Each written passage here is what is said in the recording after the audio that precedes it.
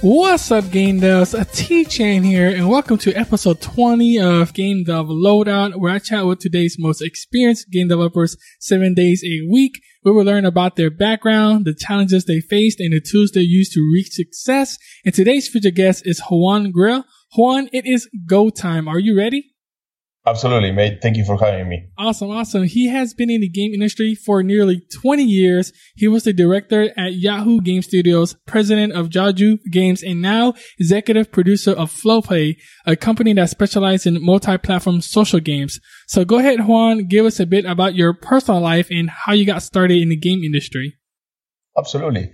So I always wanted to be a game designer or developing video games since I was very little. The story about how I chose this profession is I was about 6 years old, and my dad's best friend brought an Atari 2600 to his house. And I didn't know what an Atari 2600 was, but my dad's friend told my dad that there was something really fun called video games.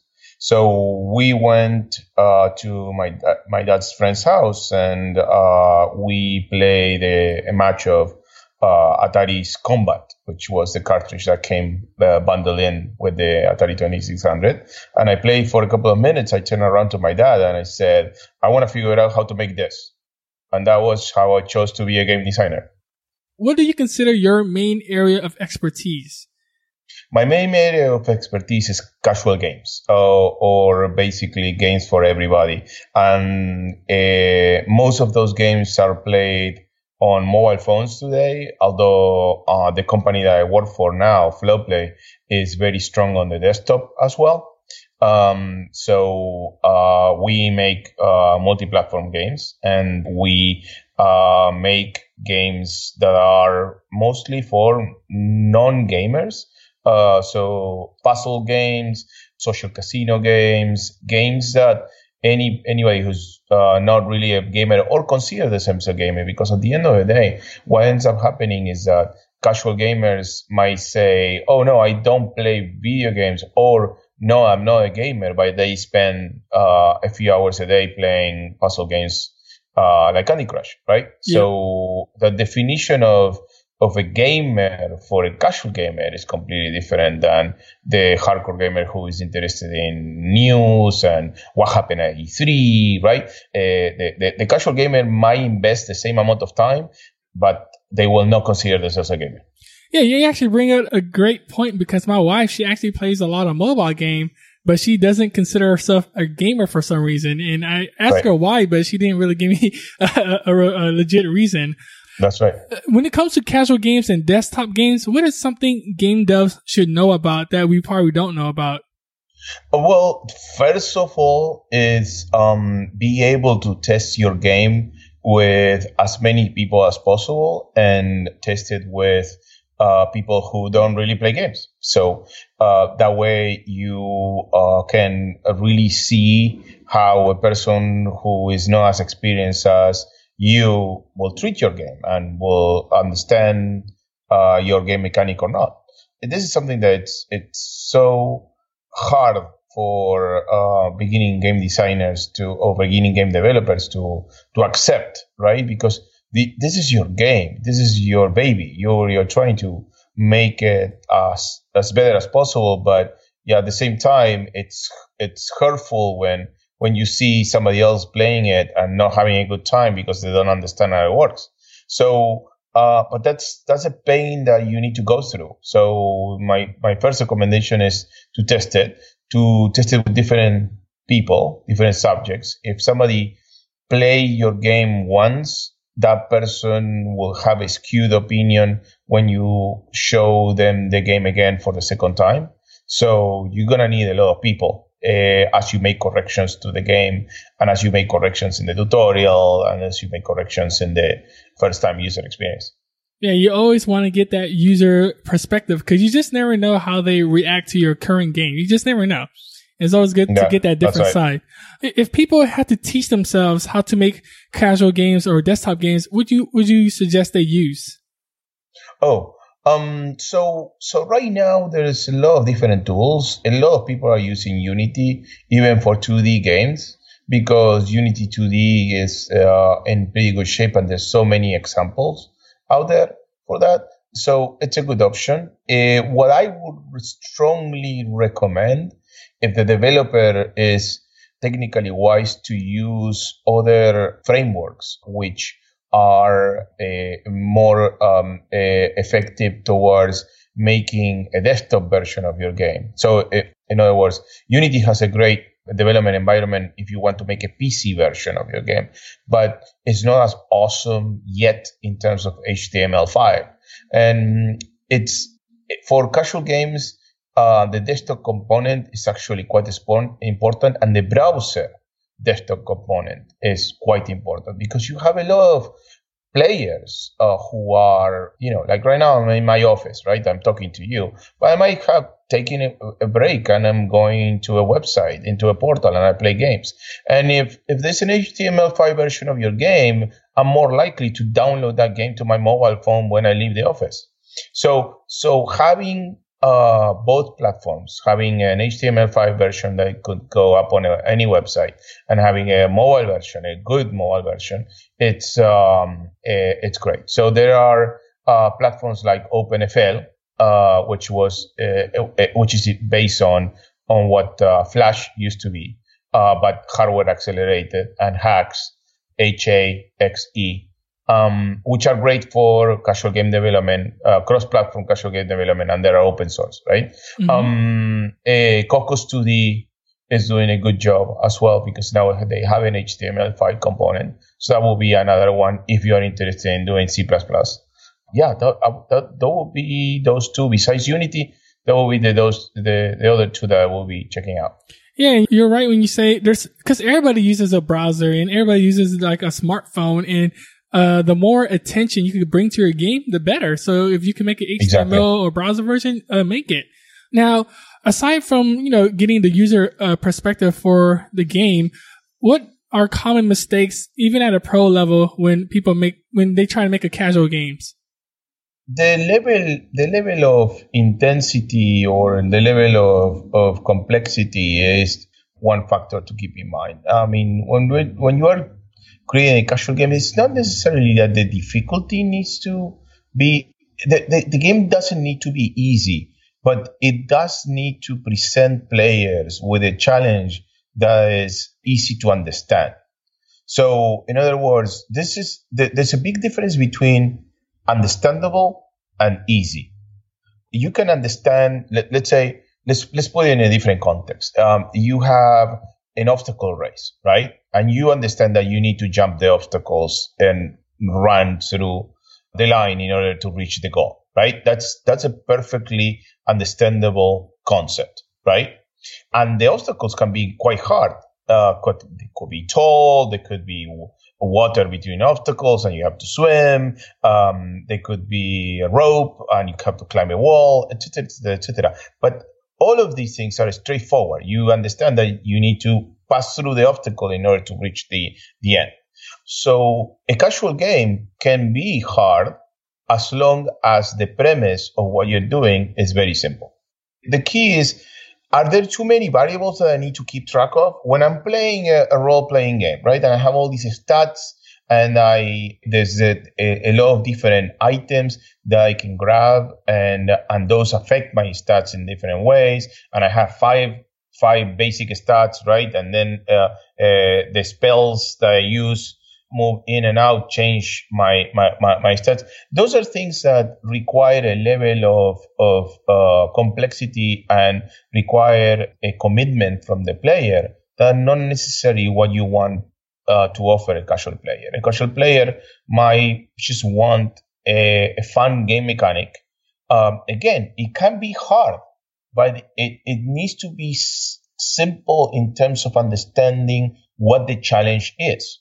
And that's one of the biggest mistakes people make. They make games that are simple, but they're too easy, and players are bored right away. Yeah. And it's very common in casual game design to make this mistake. Now, in terms of creating a casual game with your team, what are your key principles for better game development? Okay, so well, the first thing would be that in order to develop an effective core game mechanic, you need to iterate, and iterating on the game mechanic in the sense of creating the first version, your prototype of the game mechanic, and start iterating from there. And once you are happy with a polished version of your game that you can show to somebody outside of the organization, then you start in a process of showing that build. And again, it's not a complete game. It's not even a beta. It's a polished version of the core game mechanic. And you show it to people, see if they like it, gather comments, then build that version of the game with an interactive tutorial so you don't have to explain people how to play the game, and then you see how that goes, if they actually understood it or not. But the iteration process of actually nailing what your core game mechanic should happen before you start developing everything else. Developing everything else it's completely unnecessary until you nail what the core game mechanic is. So number one thing is don't overdevelop until you actually have a great core game mechanic. Number two would be that this process that I was talking about is not.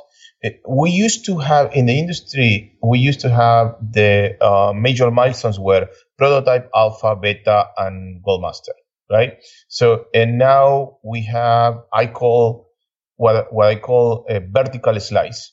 So it's a little bit more than a prototype, and it's a little bit less than an alpha. It's basically this build of the core game mechanic that I was talking about a few minutes ago. And then from there, we're going to a beta, which is basically we completed the core game mechanic and we decide to build the entire application around it, right? With all the menus, loading, etc., etc., etc. And then from beta, we never finished develop the game because, as you might know, now games are a service. The games are continuously developed and updated and added new features. Mm-hmm. So from beta, you go into what is called an MVP, minimum viable product, and that would be the game that you release for the first time, your first release. But you continue releasing it, releasing new versions of the game as long as the game is successful. When it's not successful, you pull off the plug. Get a core mechanic, get a feedback for it. Once you find a core mechanic that works, go into beta, brush it up, and then send off a minimum viable product or MVP, like you said, and just keep updating it based on the player's feedback. And you're right, because games could be updated now, so there's no reason to not release a polished game at least. And if there's any bugs, players could find that out, and you could go in there and fix it now. Now, creating a game can be a very long and difficult process, so I'm pretty sure you had some bad moments. Give us a personal experience of your most difficult moment, and it could be like an obstacle or emotion you have to overcome. Be detailed and give us that story. Oh, wow. Okay. So I got a couple, unfortunately. I mean, yeah, we love to hear let's talk about I'll tell you a story of a really tough moment, but it actually end up with a good ending. It was 2011, 6 years ago. I was developing a game called Auto Wars, and from one day to another, the producer resigned. The producer who was doing the day-to-day operation of the game. I was the founder and CEO of Joju Games, and I was managing 4 projects. So the producer who was managing the day-to-day project resigned from one day to another. And at the same time, my wife's mother passed away. Oh, no. We had a 1-year-old baby, and I had to take over this project besides running my company. And I had a 1-year-old baby in my lap most of the time. And the programmer who was developing this game really took on a lot of responsibilities. And the artist one of the artists who was working on the game also took some of the other responsibilities. And the 3 of us really pulled through and replaced this person in order to finish the game. We finished the game 2 months later than what we expected to do. but we ended up delivering the game, and it was one of the best games we made. It's an action RPG game, 30 hours long to complete it. And 5 years later, I still used to receive emails because we developed two main chapters of the game. And the goal was that if the game was going to be commercially successful, we would develop a third chapter. But the company basically canceled the program for the games that they were publishing, and they decided not to continue. And I still, 5 years on, I continued receiving emails asking me if Chapter 3 was going to come up. So there's many times in the development of games, there will be situations where you will struggle a lot. But if you truly believe in what you're doing, and if you see that what you're doing is something worth investing the extra time for, just trust your instinct, because at the end of the day, making games is not scientific, right? It's an art. And regardless of if you do everything exactly like books say, or regardless of what I say in this podcast, if you follow everything I say, you might not do it right?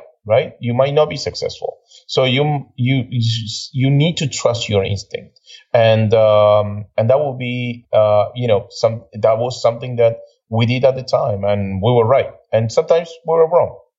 Yeah. Oh man, during that time, your producer resigned, your wife's mother passed away, and you have a 1-year-old daughter, and I actually have a 1 month, so I know exactly how it feels to have a newborn now. And then you have to take over projects with your other two members, and you finished it, and you still getting emails to this day. That is amazing. And so just to reiterate, what do you want to make sure game devs take away from that experience? Because like you say, there's going to be a bunch of struggles. Things are just going to happen. You're going to fail or succeed. What do you want to make sure they take away from this? That they should trust their instinct. That people are going to tell you all kinds of things, and there's going to be a lot of obstacles in your life. If you really believe in your game, just continue, keep going, and finish it.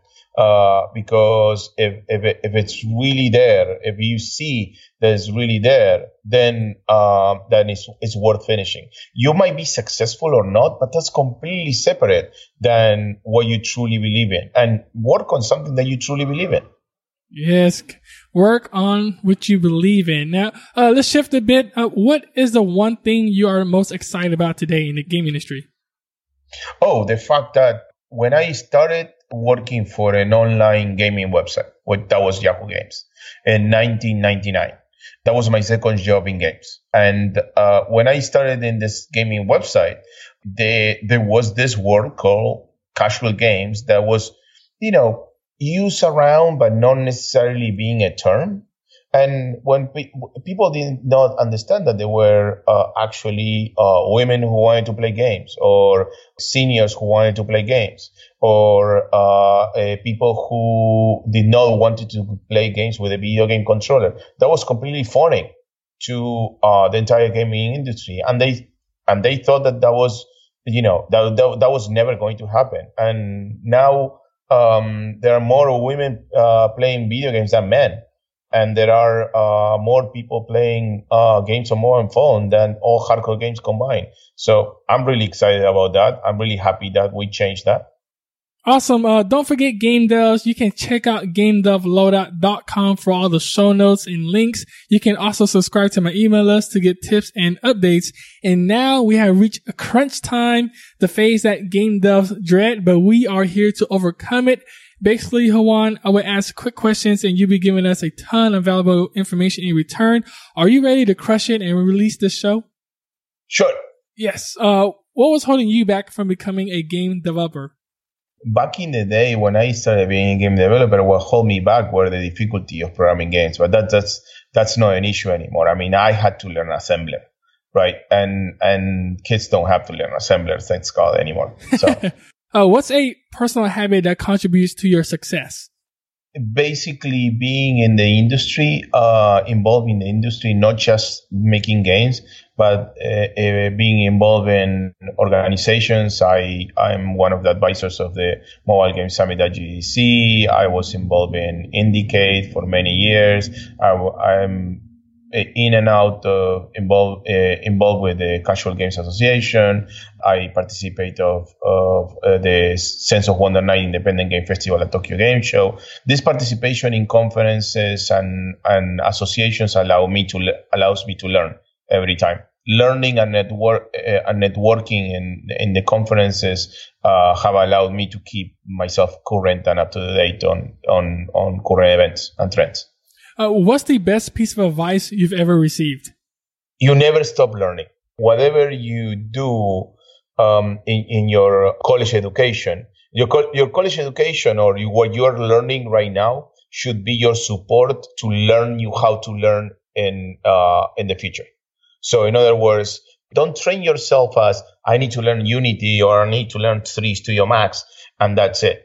You need to learn, if you're going to be a programmer, you need to understand computer graphics. You need to understand the essence of computer graphics. So Unity is actually the worst tool that you can use to learn that. You need to go much lower level in order to understand the intricacies of Unity in the future. Same thing, if you want to be an artist, learn fine arts before you actually use 3D Studio Max, because everything that you're going to learn in fine arts, you will be applying to the production of game assets. Wow. Learn, I guess, the science behind how it started. Yes, absolutely. Yeah. How has a failure set you up for later success? Oh, you always learn from your mistakes.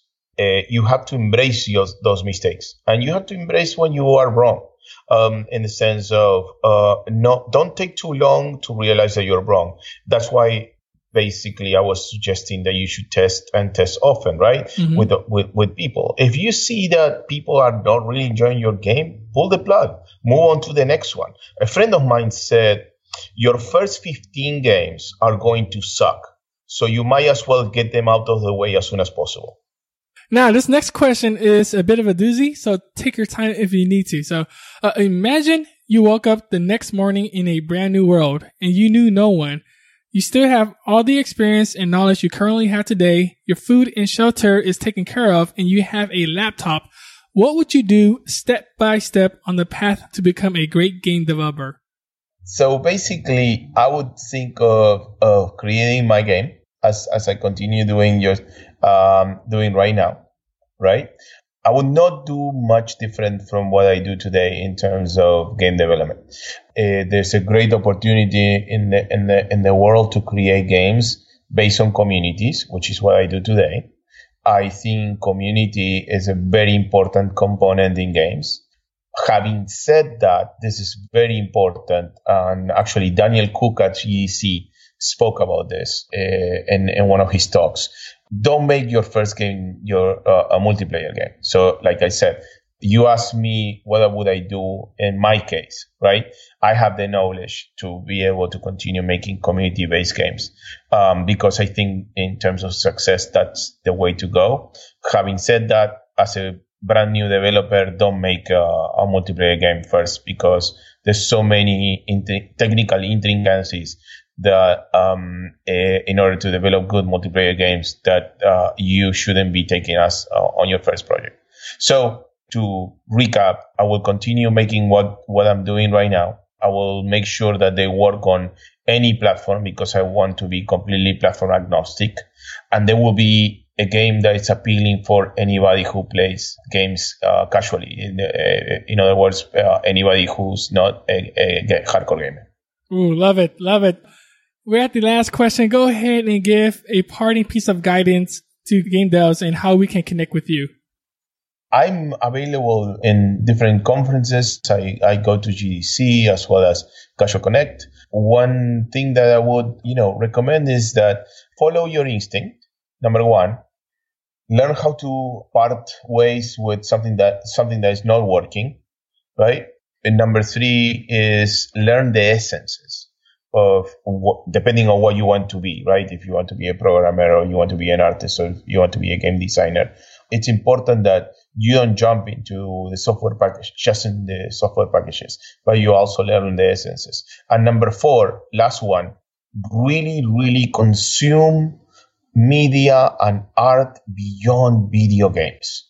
Really go see movies, go to museums, see theater, listen to all kinds of music, really acquire enough culture so you can make diverse games. Juan, it's been a pleasure. Thank you so much for sharing your journey with us. And for that, we are truly grateful. You have given us so much value. And I will definitely post up all the keynotes on my website. We will look forward to your future work, Juan. And until then, we will catch you next time. Sounds good, Tony. Take care, mate.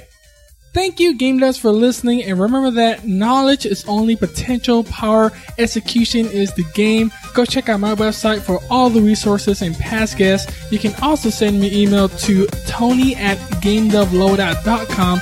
I would love to hear your feedback. Until then, keep making games. T-Chan out.